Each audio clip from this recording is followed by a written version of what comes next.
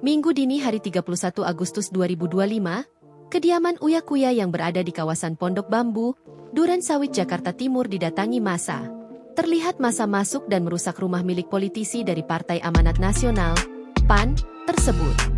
Tak hanya itu saja, barang-barang yang ada di dalam rumah mewah tersebut dijarah oleh massa. Terlihat kursi mewah, TV hingga koleksi kucing peliharaan Uya Kuya juga raib. Setelah insiden tersebut, kini muncul video di media sosial terkait penampakan rumah dari Uya Kuya. Dalam unggahan di akun Instagram Rimau Damam dan akun TikTok Leile Mager terlihat terdapat foto keluarga Uya Kuya tergeletak di bagian depan rumahnya. Sementara itu, pagar rumahnya yang hitam hanya tersisa kerangka yang menempel di tembok.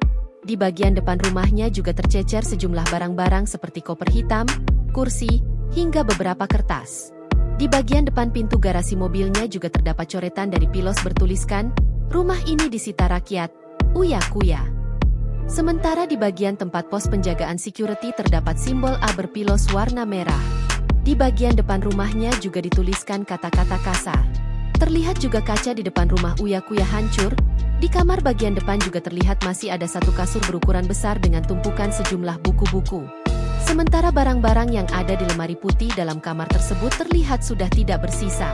Sebelumnya, Uya Kuya juga membuat video permintaan maaf kepada masyarakat usai mendapat kritik dari masyarakat lantaran berjoget-joget di akhir sidang tahunan MPR beberapa waktu lalu.